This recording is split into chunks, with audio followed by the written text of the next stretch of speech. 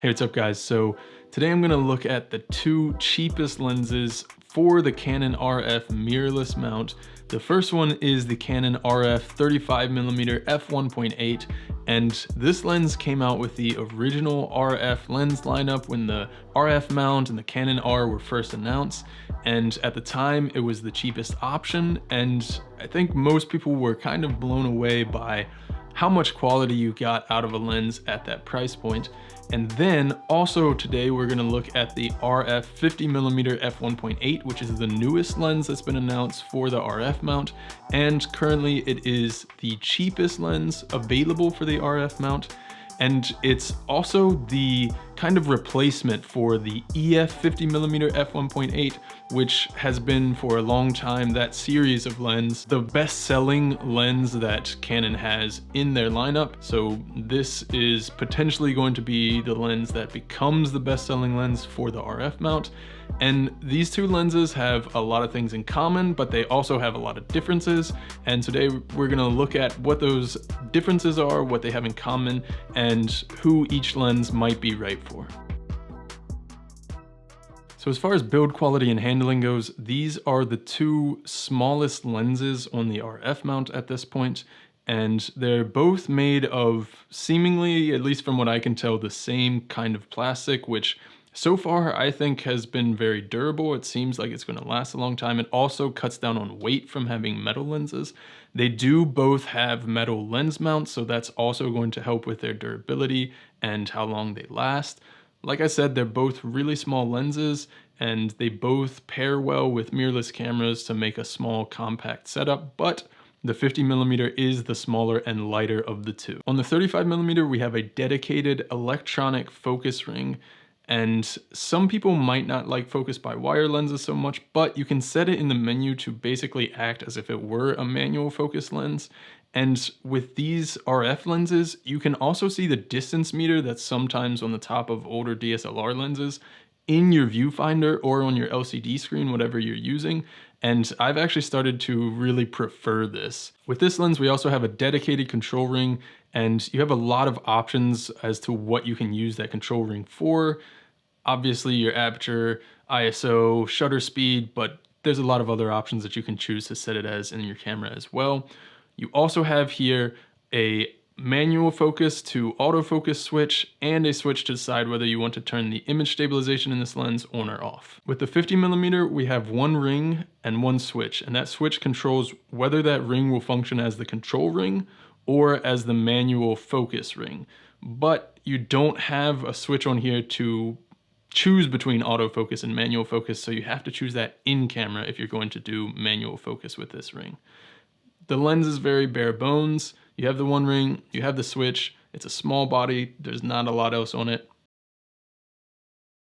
So when it comes to photography, 35mm and 50mm are both very versatile focal lengths, and as far as the lenses themselves, they both perform really well with autofocus, and they both work really great with the eye autofocus that the R series mirrorless cameras have. So 35mm is a medium wide angle, and I like it because it's wide enough to bring in a lot of the environment into your shot, but it's not so wide that you get a ton of distortion like you can get on some wider angle lenses than 35. This lens specifically also has macro capabilities, which allows you to get really close and get some really cool shots, especially when combined with the image stabilization that this lens also has built into it. You can get some really cool handheld macro shots. And the macro capabilities also just help in normal shooting situations because you're just typically not going to get too close to your subject with this lens.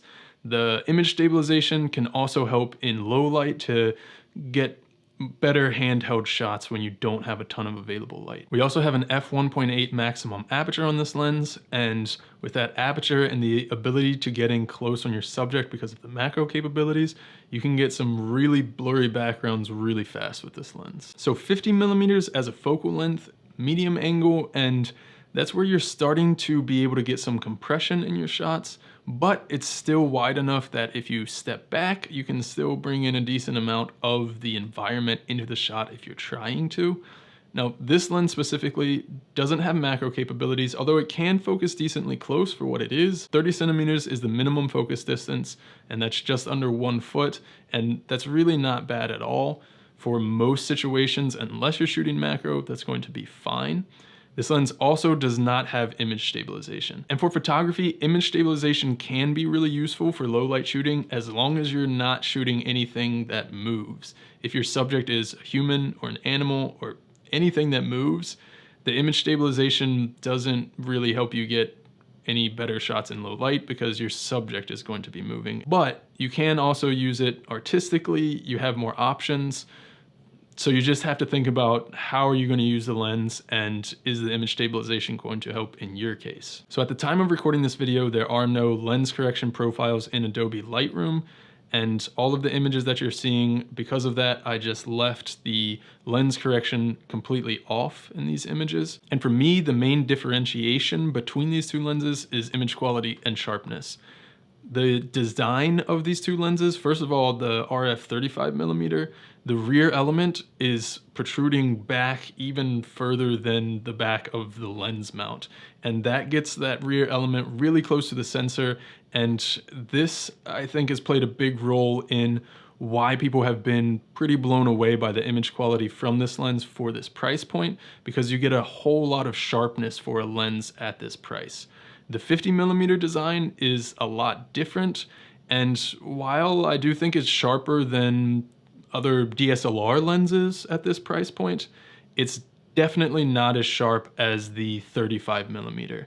And again, there's a price difference even between the 35mm and the 50mm. I don't think the sharpness on the 50mm is a problem, again, especially for the price point, but if you're expecting the same sharpness and image quality performance that you get from the 35mm, you're not going to get that from the 50mm. So for photography, both of these are great lenses, honestly.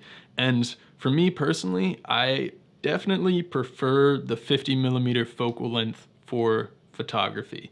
And even just shooting some test shots with this lens, I kind of remembered how much I like that 50mm focal length. But of these two lenses, I probably would say that I prefer the 35mm, and I will probably have the 35mm on my camera more often because it does give you a few extra things, the image stabilization, the macro capabilities. So I think that's probably going to be on my camera personally more often. But I think that a lot of people that are getting their first lens as photographers in the system, the 50mm is going to make a great choice. I also think though that people who get the 50mm as their first lens on this system are going to get the 35mm as their second lens on this system.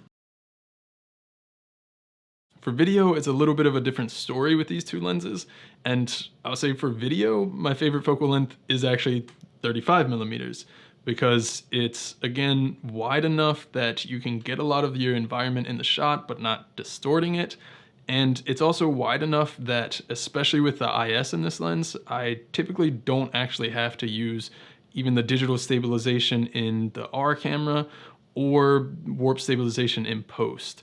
So for handheld filming, it's really great. The 50mm, on the other hand, does not have image stabilization, and it's a little tighter of a view than the 35mm, so you are going to automatically see the little micro jitters a lot more than you would on the 35mm anyway. Now, all of the Canon R bodies do have some type of image stabilization. For the R and the RP, it's two forms of digital stabilization, and the R5 and R6 also add sensor stabilization to that. And that is going to help, but even taking that into account, the fact that the RF 35mm also has lens stabilization, it's going to be smoother across the board, regardless of what other type of image stabilization you are or aren't pairing this with. With image quality here, it's obviously the same story as with image quality in photography. The 35mm is going to be sharper than the 50mm, although sometimes I do actually prefer the color reproduction of the 50mm straight out of camera. The colors from the 35mm can be just a little bit muted sometimes, but that's really easy to fix with just a slight bump in saturation in post, so it's definitely not a deal breaker for me. And as a video lens, I think the 35mm blows the 50mm away. It's not even really a comparison, especially if you do any handheld filming.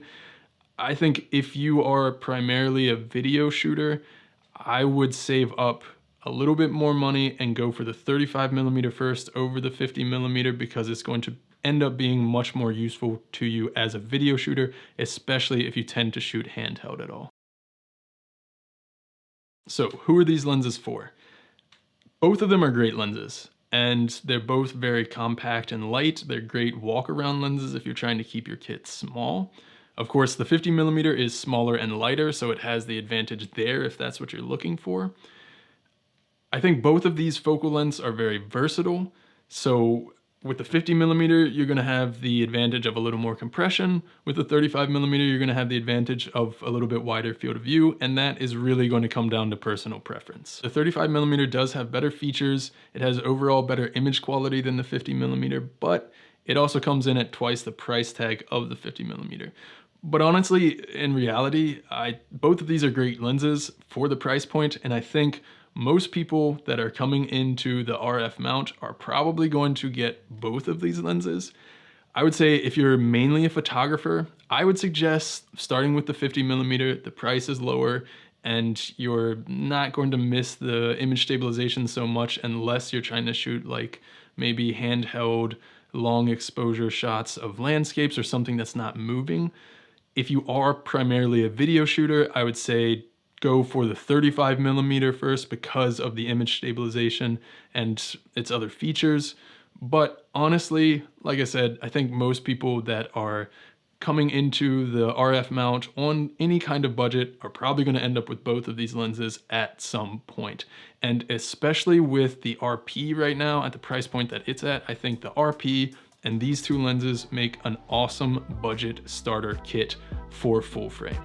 So I hope you enjoyed this video. If you are interested in these lenses or any of the other gear that I've mentioned throughout the video, I'll leave affiliate links in the description below. If you buy through those links at no extra cost to you, you'll help support this channel a little bit. If you did like the video, give it a thumbs up. If you haven't yet, hit the subscribe button. I'm going to be making more videos with specifically this RF 50mm lens. And if that's interesting to you, make sure to subscribe.